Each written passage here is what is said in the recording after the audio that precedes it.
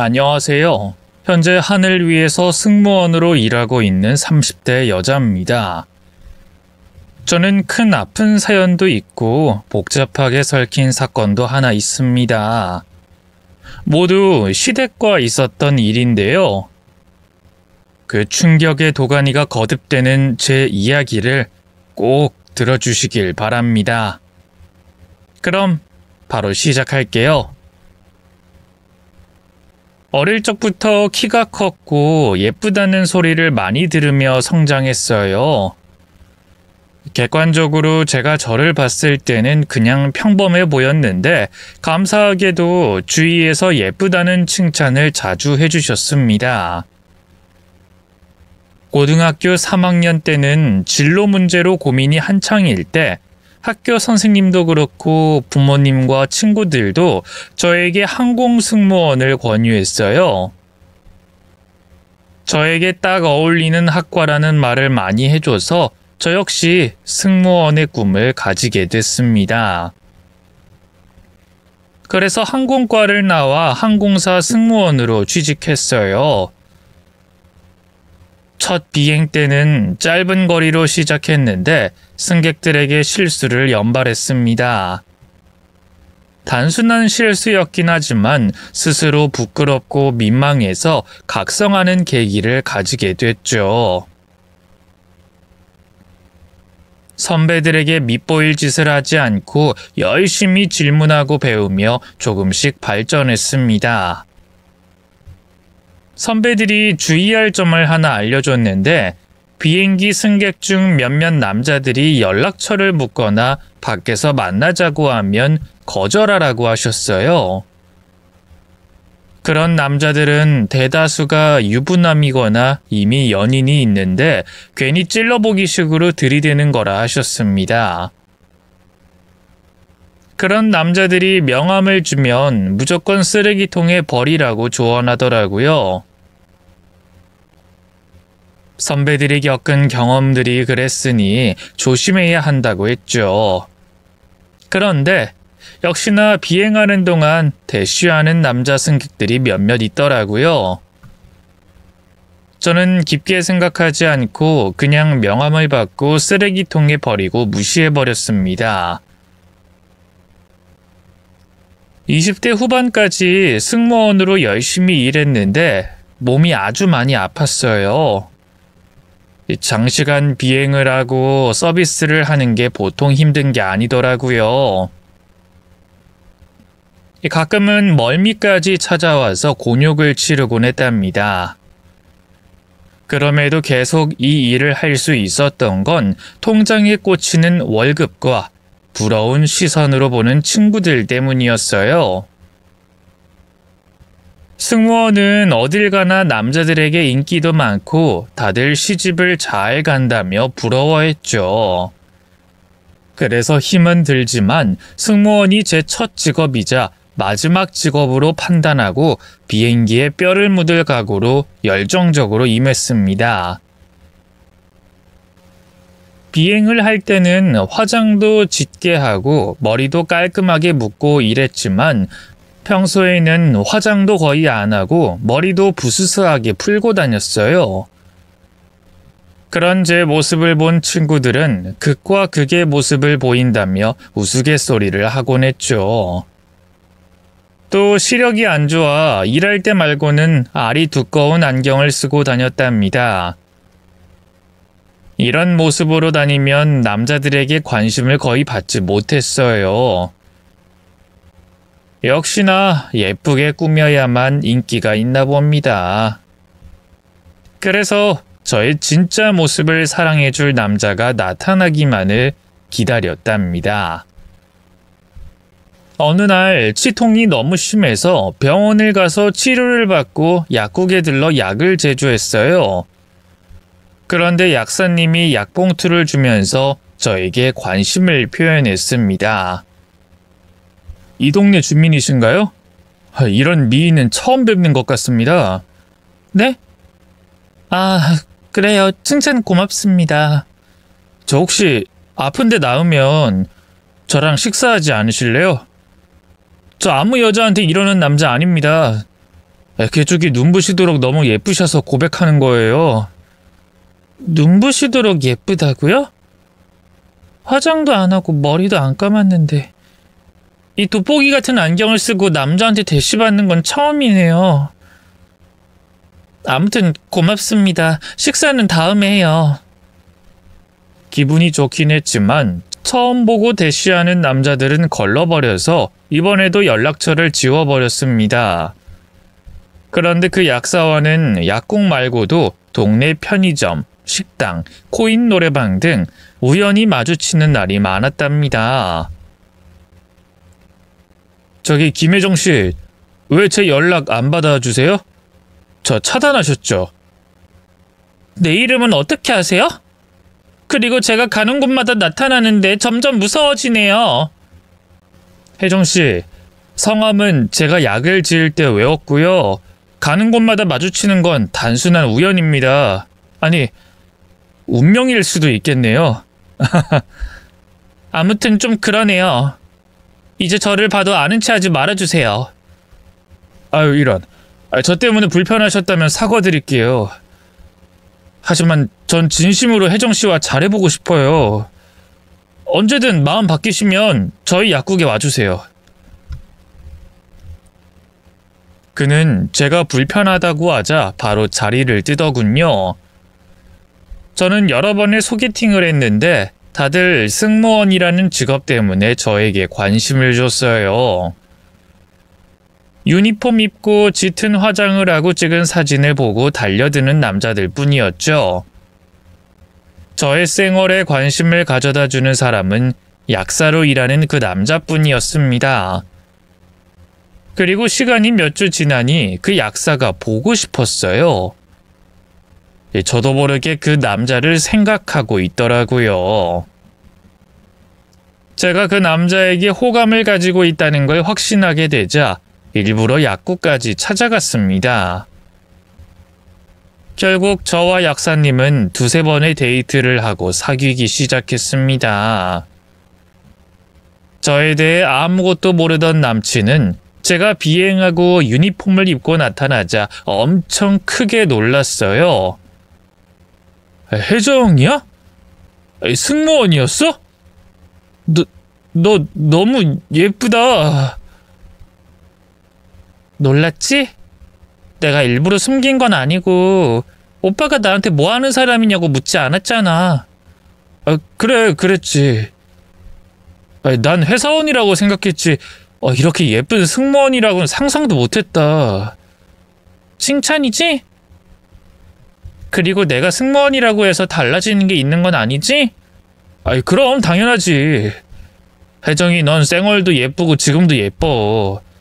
나한텐 한없이 예쁜 사람이야. 그는 있는 그대로의 저를 사랑해줬고 아껴줬습니다. 여태껏 사귀어온 남자들과는 많이 달랐어요. 돋보기 같은 안경을 써도 귀엽다고 해주고 슬리퍼를 신고 나가도 깜찍하다며 예뻐해줬답니다.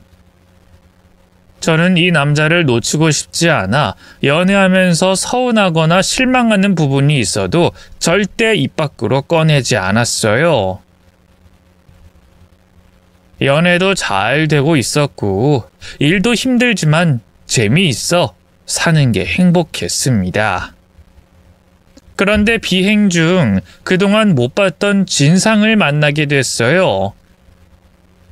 비행기 안에서 승객 한 분이 코를 골며 주무시고 있었는데 이를 못 참던 여자분이 핸드폰 보조 배터리를 던져 남자의 얼굴을 맞췄습니다.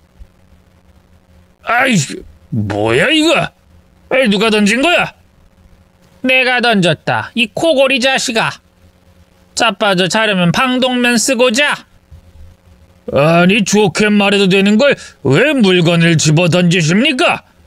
그리고 왜 반말이세요? 미친. 너 같은 놈한테 존칭을 왜 써주냐? 혼자 비행기 탄 거 보니까 마누라도 없고 자식도 없나 보지? 딱 봐도 독거노인 같네.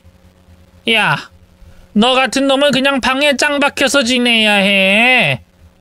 어디서 곰팡이 냄새가 난다더니 그게 다 네 놈 몸에서 나는 거야. 뭐요? 이 아줌마가 말을 함부로 하니! 저와 동료는 재빨리 가서 두 사람의 다툼을 말렸습니다. 저는 여자분에게 조용히 말씀드렸어요. 코골이가 심하면 승무원을 부르시지 그러셨어요. 이년아, 니들이 나처럼 응징해 줄 수 있어? 저놈 코를 비틀어 버리라고 하면 시키는 대로 할 수 있냐고! 그건 아니지만 저희가 남자 승객님을 깨워서 좋게 말씀드리면 됩니다. 지금 화가 많이 나셨는데 고정하시고요. 불편하신 게 있으면 저희 승무원을 불러주세요. 이 젊은 년이 날 가르치는 거냐? 달래주는 척하면서 명령질하는 거냐고! 그게 아니라 저는 나중에 큰일이 날 수 있으니 저희 승무원 선에서 해결해드리겠다는 말씀을 드리는 거예요. 니들한테 말하면 해결을 해주냐? 하늘 위에서 시녀질이나 하는 년아. 승객들 심부름이나 하는 주제 어디서 까불어. 입 닥치고 저 노친네한테 방독면을 씌워주든지 휴지로 콧구멍을 막아버려. 승객님, 그건 곤란합니다. 너른 양해해 주시고 화를 푸세요. 제가 코골이 승객님께 알아듣게 전해드리도록 하겠습니다. 뭐? 나더러 양해를 하라고? 하, 이년 웃기는 년일세. 너 일로 와봐. 네 애비애미가 그렇게 가르치더냐? 어른한테 조곤조곤 명령하라고 배웠냐고? 애비애미가 살아있긴 한 거야? 가정교육을 받았으면 이럴 리가 없잖아. 어이, 네 부모가 살았냐고? 너같이 상스러운 년을 낳고 미역국 처먹었던 부모가 있냐는 말이야. 생전 들어보지 못한 욕을 듣자 얼굴이 새빨개졌습니다. 하지만 승객에게 화를 내는 건 절대 안 되는 일이니 참고 억지로 사과했습니다. 승객님, 죄송합니다. 코골이 승객님은 저희가 뒤쪽 자리로 바꿔드리겠습니다. 이것 봐라. 자리만 바꿔주면 다야? 내 기분은 어쩔 건데? 그리고 저 노친네 냄새 때문에 썩어가는 내 코는 어쩔 거고? 아유씨, 성질나. 저로 인해 기분 상하셨다면 다시 한번 사과드리겠습니다. 죄송합니다. 죄송하다고 끝날 일이 아니라고? 니년이 내 기분 잡쳐서 잠도 못 자고 영화도 못 보겠다. 어떻게 책임질 거야? 나 이 기분으로 못 가. 내 좌석 비즈니스석으로 바꿔줘. 승객님, 그건 곤란합니다. 죄송해요. 이년을 그냥 확. 여기 책임자 나오라고 해. 네 오야지 데리고 오란 말이야. 진상 승객이 난동을 멈추지 않아서 사무장님을 불러들였습니다. 하도 심하게 진상을 부리는 바람에 다른 승객들이 피해를 봐서 결국엔 비즈니스석으로 자리를 바꿔드렸습니다. 더 큰 화를 일으킬까봐 그렇게 해결하게 됐죠. 제 면전에 부모님 욕을 하는 사람은 처음이라 그 진상 승객을 절대로 잊지 못할 것 같았네요. 그래도 이후에는 무탈했고 남자친구와도 사이가 굉장히 좋았어요.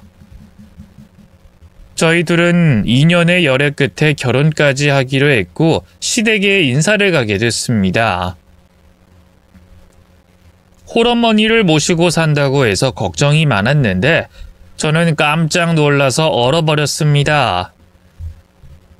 비행기 안에서 코골이 승객에게 물건을 집어던지고 저에게 막말과 부모님 욕과 난동을 부린 여자가 바로 예비 시어머니였습니다. 역시나 시어머니는 저를 보자마자 누군지 알아보시더군요. 예비 시모는 20살의 남편을 낳아서 꽤 젊다고 했어요. 그리고 그날 사건 이후 얼굴에 손을 많이 댔는지 전형적인 강남 성형인으로 보였습니다. 세상 참 좁네. 우리가 이렇게 다시 만나게 될 줄은 꿈에도 몰랐는데 말이야. 너 그때 승무원 맞지? 네, 어머님. 이렇게 다시 뵙게 되네요. 저는 4년차 승무원입니다. 그때 네가 나한테 한 짓 떠올리면 아직도 이가 갈려. 날 가르치려고 들던 싸가지 없던 기집년을 이렇게 보는 게 참으로 기가 막히다. 근데 내 아들이 결혼하겠다는 여자로 다시 만나게 되다니 어이가 없다. 그때는 죄송했습니다. 부족했던 저를 용서해 주세요. 저는 이유 불문 잘못했다고 용서를 빌었습니다. 시몬은 낄낄 웃으시더니 자기도 속이 좁은 사람이 아니니 그때 일은 따지지 않겠다고 했어요. 그런데 다른 말로 저를 힘들게 하더군요. 그래, 승무원이면 남자 꽤나 만났겠네. 얼굴도 반반하고 몸매도 빵빵하니 남정네들이 가만 안 뒀겠는데? 말해봐. 비행하면 남자들한테 명함 많이 받았지? 그리고 여러 남자랑 놀아봤지? 아니요, 어머님. 그렇지 않아요. 비행하면서 명함 받으면 바로 버려요. 선배들한테 그렇게 배웠고 행실을 바로 했습니다. 에이, 거짓말 같은데? 나한테 잘 보이려고 거짓말하는 건 아니고 하늘 위에서 시녀질해서 남자들이 쉽게 보고 들이댔을 거잖아. 말해봐. 몇 명이랑 놀아봤어? 저는 제 귀를 의심했습니다. 더러운 막말은 들어주기 힘들었고 하늘 위의 시녀라는 말은 비행기에서 시어머니한테 처음 들었고 시댁에서 2번째로 들어봤습니다. 어떻게 그런 말을 생각했는지 도무지 이해되지 않더라고요. 저는 침착하고 조심스럽게 대답했습니다. 네? 제가 하는 일이 서비스직이다 보니 시녀처럼 보일 수도 있겠네요. 하지만 승무원은 승객의 안전과 많은 것들을 도와주는 사람이에요. 자부심을 가지고 일하고 있습니다, 어머님. 자부심 같은 소리 하네. 내가 승무원 하는 것들을 조금 아는데 돈 많은 남자만 보면 가랑이가 벌어지더라. 니들은 돈 많고 잘난 남자 꼬셔서 팔자 고치는 게 최종 목표 아니야? 네가 약사인 내 아들을 왜 만나겠니? 돈 잘 버는 거 알고 접근한 거잖아. 어머님, 오해가 많으신 것 같은데 저희 승무원들은 절대 난잡하지 않아요. 똑같은 직장인이에요. 내 보기엔 술집 여자랑 다르게 보이지 않는데. 아무튼 아가씨가 내 아들이랑 결혼하겠다고 하니까 심히 걱정이네. 몸을 함부로 놀릴 여자랑 결혼하면 밤일은 행복하겠지만 애를 제대로 가질 수 있겠어? 물란한 여자들은 임신하기 힘들다고. 어머님, 자꾸 저를 이상한 쪽으로 몰고 가시는데 전 단 한 번도 부끄러운 짓 해본 적이 없습니다. 비행기 안에서도 저에게 부모님 욕을 하고 그러셨죠? 오늘도 심한 말씀을 하시니 가만히 있지 못하겠네요, 어머님. 이런 말씀 드리기 뭐하지만 기분 좀 많이 나쁘네요. 이거 봐. 어른이 몇 마디 했다고 받아치는 걸 보니 영락없는 꽃뱀이네. 너 약사가 대기업 직원보다 잘 버는 거 알고 내 아들 꼬신 거지? 순진한 내 아들 꼬셔서 빨대 꽂고 이 남자 저 남자와 바람 피울 생각이잖아. 어때? 내 말이 맞지? 어머님, 도저히 여기 못 있겠네요. 저 오빠랑 결혼 안 할게요. 그럼 되는 거죠? 그리고 승무원은 아무나 되는 것도 아니고 더러운 짓 하는 사람 아닙니다. 확실하게 알고 계세요. 제 직업을 비난하고 저를 걸레로 취급하는 시모와 도저히 한자리에 있을 수가 없어 남자친구에게 이별을 통보하고 시댁에서 빠져나왔습니다. 그이는 저를 다시 만나겠다고 여러 번 찾아왔지만 제가 시어머니를 감당할 자신도 없고 마주치고 싶지도 않으니 다시는 찾아오지 말라고 했죠. 그러자 남자친구는 시어머니와 심하게 말다툼을 하고 연락을 끊어버리겠다고 통보하고 다시 저를 찾아왔습니다. 그 일을 받아주고 싶었지만 모자 사이를 갈라놓고 결혼하는 건 아닌 것 같아 이쯤에서 그만두자고 했죠. 그런데 얼마 뒤에 예비 시모에게 전화가 걸려와서 받아봤더니 오열하며 병원으로 오라고 하더군요. 남자친구가 교통사고를 크게 났다며 수술 중이라고 했어요. 그 말을 듣자마자 바로 병원으로 달려갔습니다. 그러자 시어머니가 제 손을 붙잡더니 자신의 아들을 살려달라고 빌었습니다. 혜정씨, 내가 미안해. 괜히 반대하고 아들 녀석과 말다툼을 심하게 하는 바람에 일이 이렇게 된 거야. 아들이 나랑 다투고 화가 난 채로 운전하다가 가드레일을 뚫고 추락했어. 네? 분노한 채로 운전하다가 사고가 났다고요? 그래서 의사는 뭐래요? 어떻게 될지 장담할 수 없대. 머리를 크게 다쳐서 수술해보고 경과를 봐야 한대. 어떻게 이런 일이... 너무 충격적이에요. 오빠가 크게 화내고 그럴 성격이 아닌데 왜 이렇게 됐는지. 다 내 탓이야. 내가 혜정씨를 반대해서 크게 화가 난 거라고. 혜정씨, 우리 아들 좀 살려줘. 수술 받고 나오면 자네가 내 아들한테 말해줘. 결혼하겠다고 말이야. 그럼 분명히 깨어날 거야. 시어머니는 자식이 죽어가는 마당에 결혼 반대가 무슨 소용이냐며 저에게 자신의 아들을 살려주고 결혼도 하라고 하셨습니다.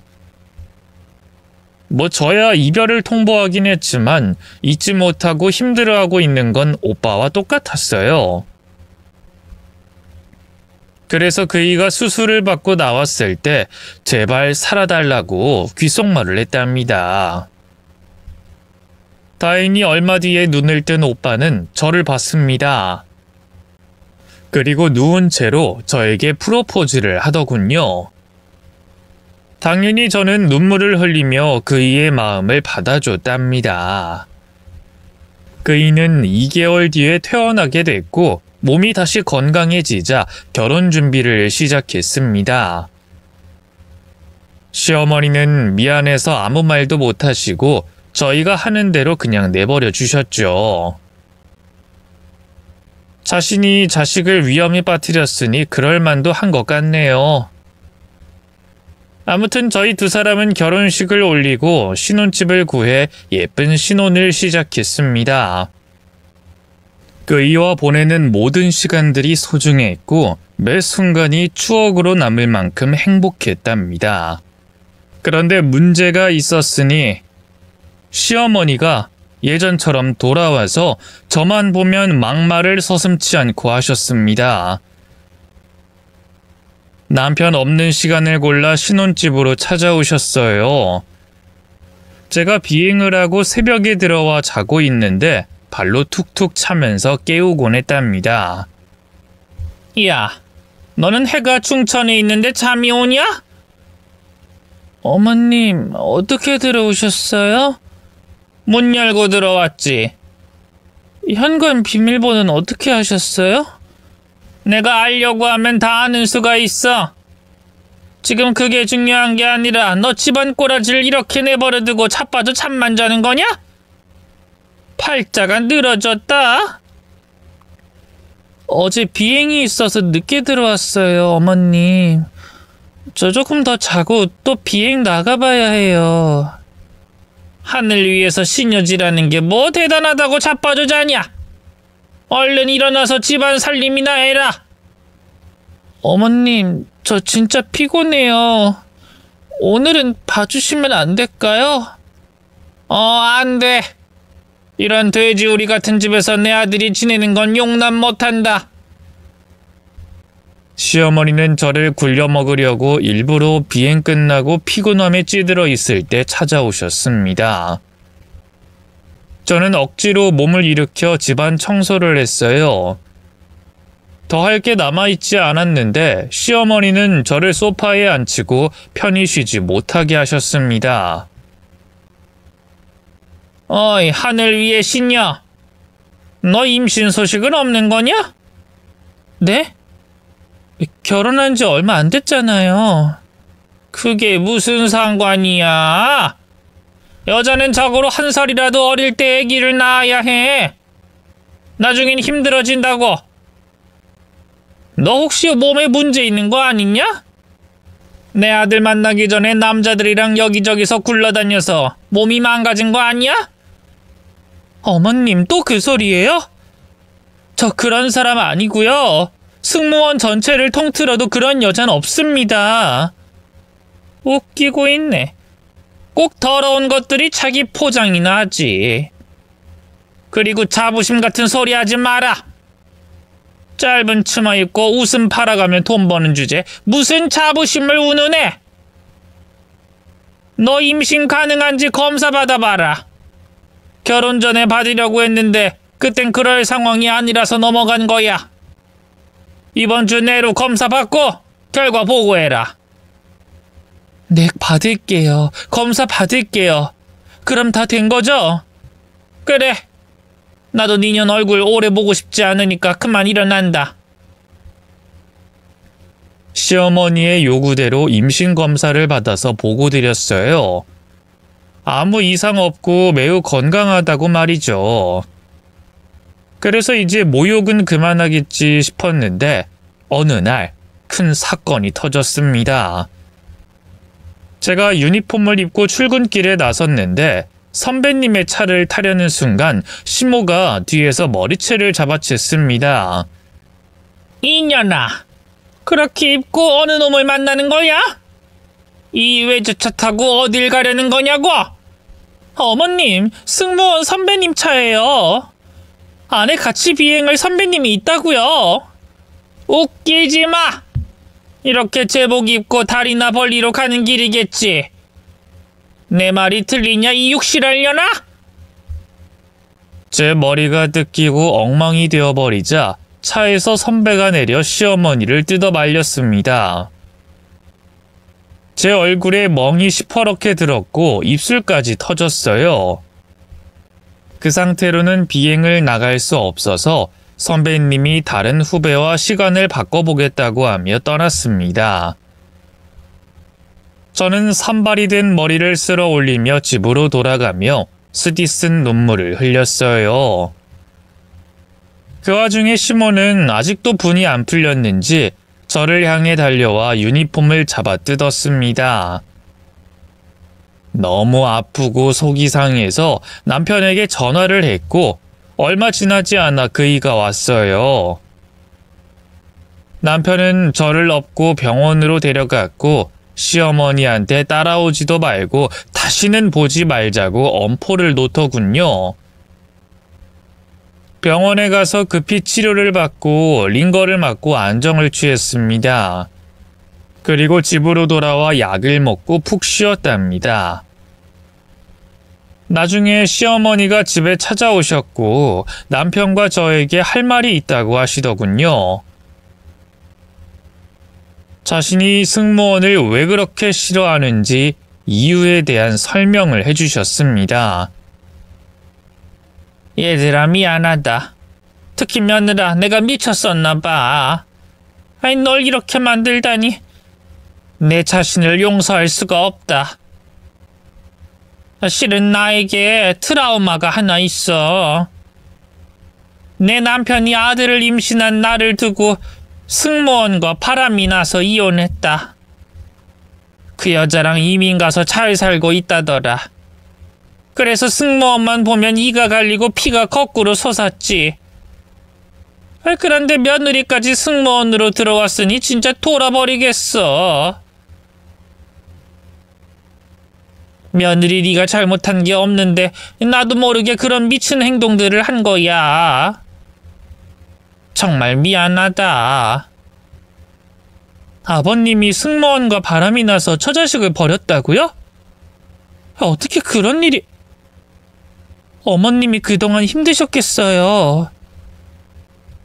저는 시어머니의 고백에 화가 풀렸고 이해가 됐습니다.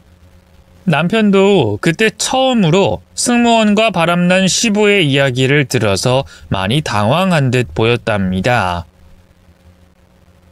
저희 부부는 시어머니를 용서하고 이해하기로 했어요. 그런데 시어머니는 말한 것과 달리 저 혼자 있는 신혼집에 찾아와 계속 조롱과 시비를 걸었어요. 너 내 아들을 어떻게 구워 삶은 거냐? 엄마가 집에 좀 오라고 했더니 마누라 챙겨야 된다고 거절하더라. 네가 내 아들한테 내 집에 가지 말라고 했니? 아니에요. 그럴 리가 없잖아요. 제가 왜 시댁에 못 가게 하겠어요. 제가 어머님한테 맞고 몸이 아파서 그런 것 같아요. 저희는 어머님을 용서하기로 했단 말이에요. 용서? 하! 니깎게 뭔데 날 용서를 해? 야, 내가 잘못한 게 있긴 하냐? 네가 의심받을 짓을 했으니 그 꼴을 당한 거 아니야? 벌건 대낮에 외제차 조수석에 타는데 누가 의심을 안 해? 어머님, 그만하세요. 저도 이제 힘드네요.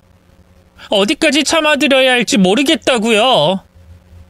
참긴 뭘 참아? 인연이 내 머리 위에 앉으려고 하네? 하늘 위의 시녀의 걸레 같은 년이 날 용서한다고? 이년아, 내가 너 아웃시키려고 마음만 먹으면 당장 이혼시킬 수도 있어. 어머님, 너무 힘드네요. 그래요, 이혼시키세요. 그이한테 말해서 저랑 헤어지라고 하시라고요. 저도 집에서 귀한 딸이에요. 이렇게 막말과 욕을 먹으면서 결혼생활 유지하고 싶지 않으니까 마음대로 하시라고요. 요거 봐라. 눈가를 뒤집고 까부네. 그래, 내 마음대로 오늘 니년 조져줘야겠다. 그리고 이혼도 시켜주마, 이 시녀야. 시어머니는 말도 안 되는 이유를 갖다 붙이며 저를 공격했습니다. 결국 크게 다쳐서 또 병원 신세를 지게 됐죠. 저를 찾아온 남편은 모든 사실을 알고 시댁으로 향했습니다. 그런데 그이는 돌아오지 않았어요. 링거를 다 맞을 때쯤 시어머니한테 연락이 왔습니다. 저는 급하게 남편이 있다는 곳으로 달려갔습니다. 그이는 싸늘한 주검이 되어 있었어요. 시모와 크게 다투고 주체할 수 없는 분노를 가지고 운전을 했는데 과속하다가 마주오는 트럭에 치여 그 자리에서 숨졌답니다. 믿을 수도 없었고 믿고 싶지 않았는데 그이는 눈을 뜨지 않았어요. 손을 잡아도 차가웠고 얼굴을 만져도 차가웠습니다. 남편은 그렇게 세상을 떠났습니다. 장례식장이 마련되어 들어가려는데 시어머니가 제 따귀를 날리며 내쫓았어요. 내 아들 잡아먹은 마귀 같은 년! 넌 철천지 원수야! 감히 어딜 들어오려고 해? 어머님, 그이가 이렇게 세상을 떠난 건 순전히 어머님 때문이잖아요. 왜 제 탓을 하세요? 너만 없었다면 이런 일은 벌어지지 않았어. 넌 마귀이자 사탄이야. 내가 언젠가 꼭 널 잘근잘근 씹어먹어주겠어. 무슨 말을 하든 무시하고 남편의 장례를 치르려고 들어가려는데 연이어 따귀가 날라왔고 세게 맞은 저는 바닥에 쓰러졌습니다. 그리곤 장례식장 입구문을 잠가버리더군요. 저는 아무것도 못하고 돌아갔어요. 꼭 나중에 남편을 그렇게 만든 시어머니를 언젠가 꼭 혼쭐을 내주겠다고 맹세를 하고 떠났습니다. 남편과 사별 후 한 달간 집안에만 처박혀 있었어요. 신혼부부로 지낸 지 1년도 되지 않아 이런 일이 생겼으니 충격도 심했고 그이에 대한 그리움도 매우 컸답니다. 제정신으로 눈을 뜨고 있는 것이 힘들어 억지로 잠을 청하며 하루 종일 누워만 있었어요. 몇 달의 시간이 지나자 어느 정도 회복이 됐어요. 남편이 이런 저의 꼴을 본다고 생각하니 수치스러운 기분이었습니다. 그래서 정신을 바짝 차리고 다시 사회생활을 하기로 했습니다. 휴직을 냈던 항공사에 돌아가 승무원으로 다시 일하기 시작했어요. 6개월 동안 특별한 것 없이 지냈습니다. 일만 하고 지내서 시간이 빨리 지나갔고 계절이 바뀌어 마음이 조금 편안해졌어요. 그러던 어느 날 비행을 마치고 집으로 돌아가는 길에 시어머니를 발견했습니다. 남편이 세상을 떠난 지 시간이 좀 지나긴 했지만 시어머니는 매우 밝은 얼굴로 길을 걷고 있더라고요. 저는 괜히 심술이 났고 복수해주고 싶은 마음에 일단 뒤를 따라 걸었습니다. 시모 옆에는 중년의 남자가 있었는데 애인 사이로 보였답니다. 곧 두 사람의 대화가 제 귀에 들렸습니다. 자기야, 우리 마누라가 요즘 의심하는 것 같아. 그래서 모텔은 낮에 가는 게 좋겠어. 아니, 마누라랑 밤마다 침대에서 구르는 거야? 낮에는 나랑, 밤엔 마누라랑? 둘 중에 누가 더 잘해? 아이, 그거야 당연히 자기지. 내가 연상은 처음인데 왜 연상을 만나는지 알겠다니까. 자기만큼 잘하는 여자를 본 적이 없어. 내가 좀 잘하긴 하지. 낮에 모텔 가니까 별로다. 난 어두울 때 이 모텔 골목을 걷는 게 좋은데. 아이, 미안해. 바람 피우다 걸리면 나 인생 끝장나. 내 사정 알잖아.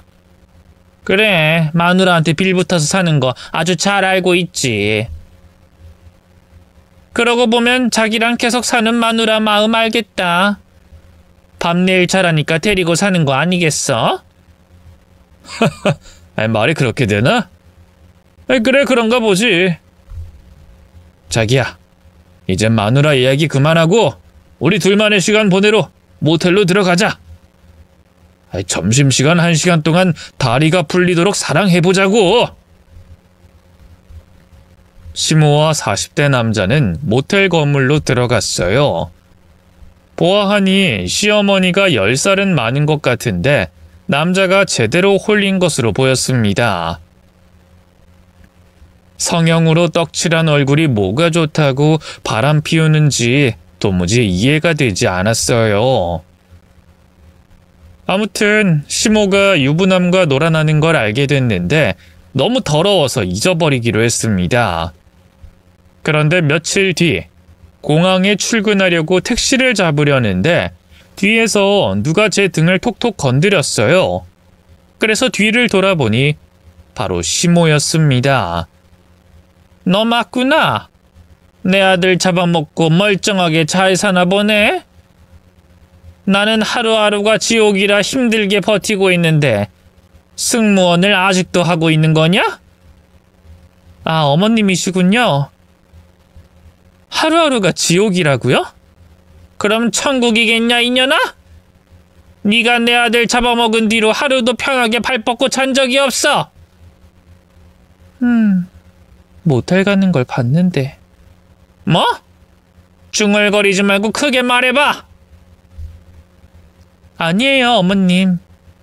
저 택시 왔네요. 그만 가봐야겠어요. 가긴 어딜 가? 오늘 만난 김에 니년 혼이나 좀 내줘야겠다. 내가 아들 장례 치르고 니년을 가만두지 않을 생각이었는데 오늘 이렇게 만났으니 혼꾸녕도 내줘야겠어.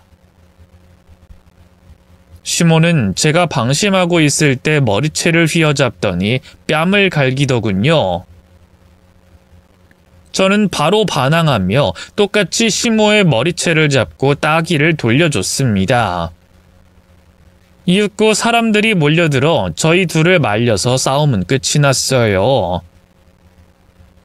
저는 택시를 타고 화장을 고쳤고 머리도 다시 묶었습니다. 그리고 시어머니에게 더 크게 복수해줘야겠다고 결심했습니다. 어떤 응징을 해줄지 끝까지 들어주세요. 정말 생각지도 못한 사건이 벌어질 것입니다. 한 달 동안 시어머니와 마주치지 않고 순탄하고 무탈하게 지냈습니다. 제가 남편과 사별 후 국내선 비행만 하고 있었는데 여느 때처럼 제주도로 퀵턴 비행 스케줄이 잡혔습니다. 제주도에 도착하고 바로 김포공항으로 돌아가는 비행기에 올라타 실내를 정리점검하고 승객을 입장시켰어요. 여행을 마치고 돌아오는 승객들의 표정이 즐거움과 아쉬움이 교차돼 보였습니다. 그리고 비행기 안에서 우연히 시어머니를 만나게 됐습니다. 자리에 앉은 시모가 저를 알아보더니 손가락질하며 부르더군요. 너 이리 와봐. 이야, 비행기 안에서 니년을 타 만나는구나. 안녕하세요, 어머님. 제주도 여행 다녀오시나 봐요. 옆에 남자친구분인가요? 제가 본 남자는 지난번 모텔에 갔던 남자가 아니라 다른 사람이었습니다. 그래, 내 애인이다. 왜? 나는 애인 만나면 안 되냐? 아니요, 그런 건 아니고요. 야, 너는 천년만년 승무원 할 거냐? 하늘 위에서 시녀 노릇하는 게 좋아? 아직도 비행기에서 서빙이나 하고 있는 걸 보니 돈 많은 물줄을 못 물었나 보네. 팔자 고치려는데 잘 안 되냐? 어머님, 저는 팔자 고치고 싶을 생각 없고요. 제 일을 사랑합니다. 그리고 하늘 위에 시녀라는 말 좀 그만하세요. 승무원이라는 직업 비하는 제발 그만하시라고요. 이년이 지금 나를 가르치는 거야? 이년아, 내가 내 입으로 말하겠다는데 어디 승객한테 까불어? 어머님, 제가 조용히 경고할게요. 한 번만 더 막말하시면 진짜 큰 벌 받게 되실 거예요. 뭐야, 이년아? 이 참년이 감히 나한테 막말을 해? 내 아들 잡아먹은 마귀년아! 너 여기서 뒤져볼래? 이제 곧 이륙하니 안전벨트 매주세요. 핸드폰은 꺼주시고요. 좋아. 일단 이륙하고 보자. 너! 오늘 비행기 안에서 개망신 좀 당해봐라. 다행이에요, 어머님. 혹시라도 저한테 사과하면 어쩌나 싶었는데 알아서 자기 무덤을 파주시니 안심이 됩니다. 저 씹어먹으련! 저는 시모의 막말을 듣고도 기분이 전혀 나쁘지 않았습니다. 곧 비행기가 이륙했고 잠시 후 시어머니가 절 부르더군요. 필요하신 게 있습니까? 아, 주스 한 잔 가져와봐. 이따 승객분들께 돌릴 텐데요. 아니, 지금 바로 가져와. 승객이 왕인 거 몰라, 이 시녀야? 네네. 그럼 바로 주스 가져다 드리겠습니다. 주스를 한 잔 가져다 줬더니 그걸 제 얼굴에 뿌리더군요. 다른 승객들이 경악하며 저에게 괜찮냐고 물었고 시어머니를 향해 비난했습니다. 하지만 시어머니는 그런 거에 아랑곳하지 않고 낄낄 웃으셨어요. 어떠냐? 주스를 면상에 쳐바르니까 끈적거리고 기분 좋지? 어머님, 주스 감사해요. 아, 제가 옆에 계신 어머님 애인한테 드릴 게 있는데 잠시만요. 저는 쪽지를 꺼내 시모 애인에게 건네줬습니다. 이거 읽어보시고 바로 행동으로 옮겨주세요. 그러자 남자가 쪽지를 받았고 시모는 자신의 애인을 가로채 가려고 수를 쓰냐고 언성을 높였습니다. 어쭈, 이년 봐라. 내 애인한테 쪽지를 줘? 왜? 내 애인이 매력적이라서 꼬시고 싶냐? 누가 시녀이자 걸레 아니랄까봐 이딴 짓을 해? 야, 이 시녀야. 내 애인은 너 같은 스타일 싫어해. 내가 이 남자의 이상형이라고? 아, 그렇구나. 축하드려요, 어머님. 저는 애쓰지 않아도 미소가 절로 나왔습니다. 쪽지를 읽은 시모 애인은 다급하게 일어서더군요. 자기야, 나 화장실 좀 다녀올게. 화장실? 아까 다녀왔잖아. 아이, 그게 속이 좀 안 좋네. 아무튼 미안해. 화장실 가는 게 뭐 미안한 일인가? 나를 혼자 두는 게 미안하다고. 내 애인이 이렇게 살가워. 이 시녀야, 봤지? 내 애인은 너 같은 시녀한텐 관심도 없어. 쪽지에 뭐라 썼는지 모르겠지만 이 남자는 안 통한다고. 그러게요. 안 넘어오는 것 같아 아주 아쉽네요. 야, 이런 식으로 남자 승객 꼬시고 다닌 거니? 팔자 고치려고 좀 있어 보이는 남자한테 쪽지 주고 꼬시는 거야? 진짜 추잡하고 난잡한 년이네. 안 되겠다. 내 애인이 화장실 갔으니 니년 손 좀 봐줘야겠다. 만난 김에 면상을 갈아엎어줘야겠어. 어머님 잠시만요. 저기 승객 한 분이 걸어오시네요. 저 여자 지나가면 너 각오해라. 오늘 팔 걷어 붙이고 니년 조져줄 테니까. 저는 저에게 다가오는 승객에게 먼저 말을 전했습니다. 바로 여기 계신 분입니다. 앉으시면 됩니다. 고마워요, 혜정씨. 제가 자리를 안내하자 여자분이 시어머니 옆에 앉았습니다. 이봐요, 여기 자리 있어요. 왜 여기 앉는 겁니까? 앉을만 해서요. 이름 김수미, 나이 55세, 본인 맞으시죠? 아줌마 뭐예요? 내 이름이랑 나이 어떻게 알아요?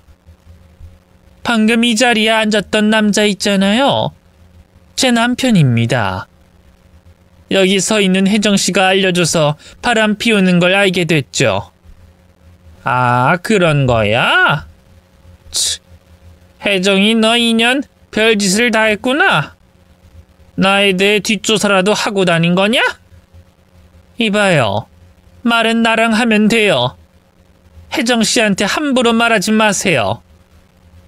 김수미씨, 제가 조사한 바로 유부남 킬러시던데 일단 제가 보여드리는 사진부터 보세요. 여자분이 뭉텅이째 사진을 꺼내 보여줬습니다. 시모가 유부남들과 찍은 사진들이었죠. 아니, 이 아줌마가 돌았나. 남의 사생활을 왜 캐고 지랄이야? 네가 남편 단속 못해서 나랑 바람난 걸 따지려고 줄기차게 준비한 거냐? 야, 난 아무런 잘못 없으니까 네 남편 간수나 잘해. 그 인간 지금 어디 갔냐? 제가 마련한 비즈니스석에 있어요. 김수미씨, 내 남편이랑 바람난 것뿐만 아니라 여기 사진 속 남자들 모두 알아보시겠죠? 같이 찍은 사진이니 발뺌하지 못하겠죠? 그래, 다 내가 사귄 남자들이다. 됐냐? 인정하시니 다음 질문으로 넘어갈게요. 이 유부남들이랑 바람 피우다가 실증나면 이별을 통보하셨죠? 그래, 내가 다 찾다. 역시 인정하시니 다음 질문으로 넘어갈게요. 이 유부남들이랑 헤어질 때마다 돈을 요구하셨죠. 마누라한테 불륜 사실을 알리겠다며 겁을 주고 수천만 원에서 억대의 돈까지 뜯어내셨죠. 그건 이별 선물로 받은 거야. 내가 겁을 준 게 아니라고. 이 남자들 진술은 다른데요. 김수미 씨가 잃어버리겠다고 돈을 뜯어냈다던데. 전형적인 꽃뱀 수법이죠. 야, 지금 뭐 하자는 거야? 내가 돈을 받든 말든 인연이 뭔 상관이야? 아, 제가 소개를 안 했네요. 명함 드릴게요. 자, 저는 서울지검 이은정 검사입니다. 사기꾼들 잡아넣는 검사죠. 김수미 씨는 유부남만 골라 바람을 피웠고 헤어질 때 협박해서 돈을 뜯어내셨어요. 금품을 갈취했으니 사기죄에 해당합니다. 뭐라고요? 당신 검사예요? 야, 혜정아, 이게 다 무슨 소리냐? 검사? 네, 어머님. 제가 어머님이 유부남이랑 바람 피우는 걸 알고 심부름센터에 조사를 의뢰했어요. 근데 남자를 갈아치울 때마다 크게 이득을 취했다는 걸 알게 됐습니다. 그리고 이번에 바람난 남자의 아내분이 검사라는 걸 알게 되어 제보를 하게 됐고요. 어머님과 바람난 유부남들이 모두 사기로 고소했다네요? 검사님이 여러 번 설득했답니다. 뭐? 이것들이 장난하나 나를 꽃뱀 사기꾼으로 보는 거야? 야, 당장 꺼져. 난 결백하다고! 그러자 검사님이 종이 한 장을 꺼냈습니다. 김수미 씨, 체포영장입니다. 사기 및 공갈 협박죄로 체포합니다. 제가 자리를 비우면 김수미 씨 뒷자리에 형사님이 수갑을 채울 겁니다. 그럼 난 일어나겠습니다. 뭐? 영장? 이런 죄기 논팽이 자식들이 단체로 날 신고했다고? 이거는 뭐야? 나를 엿먹이려고 전현이 날 요리한 거라고? 김혜정, 네 년이 내 아들을 잡아먹은 것도 모자라 내 인생까지 망치려고 드냐? 너 그러고도 무사할 것 같아? 그럼요. 형사님도 있고 검사님도 있으니 든든하다고요. 어머님, 그럼 김포공항에 도착하는 대로 경찰서 들렀다가 구치소로 들어가겠네요. 축하드려요. 너 인연 가만 안 둬. 오늘 내 손에 돼질 줄 알아? 시어머니가 들썩거리며 저에게 손을 뻗으려고 하자 검사님이 시모의 손목을 꺾어버리고 수갑을 채우더군요. 그리고는 검사님은 비즈니스석으로 돌아갔고 뒤에 앉아있던 형사님이 시모 옆자리로 옮겼습니다. 이 덩치가 얼마나 산만하던지 좌석에 앉아 의자에서 삐그덕 소리가 났답니다. 시모는 조용히 입을 다물었는데 슬슬 현실 파악이 됐는지 몸을 떨기 시작했어요. 저는 제 자리에 돌아가 앉아 있었고 김포에 도착해 시모 인생이 개박살 나고 감옥에 가는 걸 구경할 생각에 미소가 절로 나왔습니다. 하늘에 있는 남편에게 선물을 준 기분이었습니다. 이윽고 김포공항에 착륙했고 시어머니는 수갑을 찬 채로 형사에게 끌려 나갔습니다. 저도 승객들이 모두 내린 뒤에 짐을 가지고 공항으로 들어섰는데 시어머니가 경찰차 앞에 있는 걸 보게 됐어요. 그래서 걸음을 빨리 해서 시모 앞에 섰습니다. 어머님 축하드려요. 꽃뱀 사기꾼으로 전과자가 되신 걸 진심으로 축하드립니다. 후, 너 인연. 도대체 나한테 이러는 이유가 뭐야? 내 아들 그렇게 만들고 나까지 인생 종치게 만든 이유가 뭐냐고? 확실하게 말할 수 있는데 제 남편은 제가 아닌 어머님이 그렇게 만들었어요. 날 못 잡아먹어 안달인 당신 때문에 격분한 그이가 운전 중 사고를 내서 세상을 떠났다고요. 언젠가 복수하려는 마음은 있었지만 그래도 그냥 다 잊고 조용히 살려고 했는데 당신이 느닷없이 내 뒤에 나타나 날 공격했어요. 그때 내 안에 있는 분노를 깨워서 이렇게 된 거라고요. 때릴만 하니까 그런 거지. 내 아들은 너 때문에 그렇게 된 거라고. 이런 죄기라. 나 이렇게 못 가. 억울해서 못 간다고. 차라리 널 이 자리에서 작살내버리고 감옥에 말두고 받고 말겠어. 시어머니는 형사 2명을 뿌리치고 저에게 달려들더군요. 그런데 검사님의 팔이 툭 튀어나오면서 시어머니의 멱살을 잡고 바닥에 업어치기를 했답니다. 비명을 지른 시몬은 그대로 형사들에게 잡혀 경찰차 안으로 던져졌습니다. 그리고 검사님이 저에게 손을 내밀며 악수를 청했어요.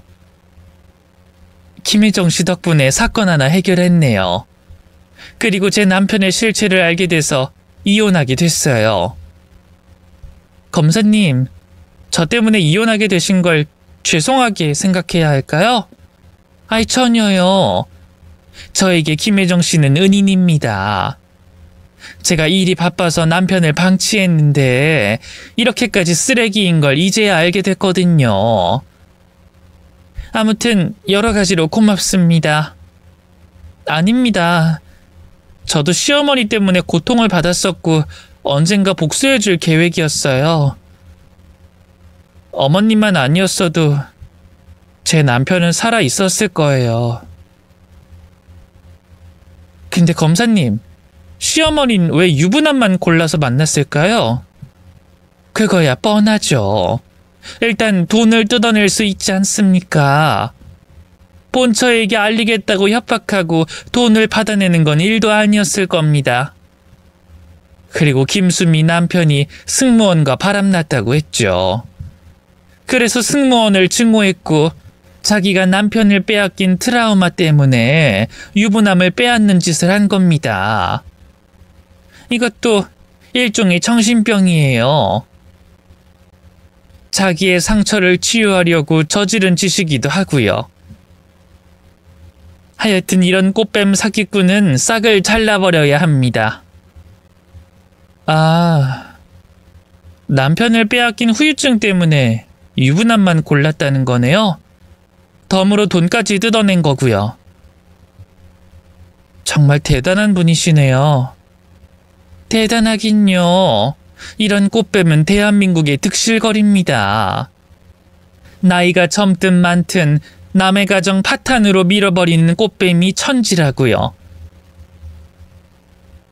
어쨌든 오늘 저 여자를 잡게 된 건 모두 김혜정 씨 덕분입니다. 나중에 증언하러 법원에 나와주세요. 네, 얼마든지요. 감사합니다, 검사님.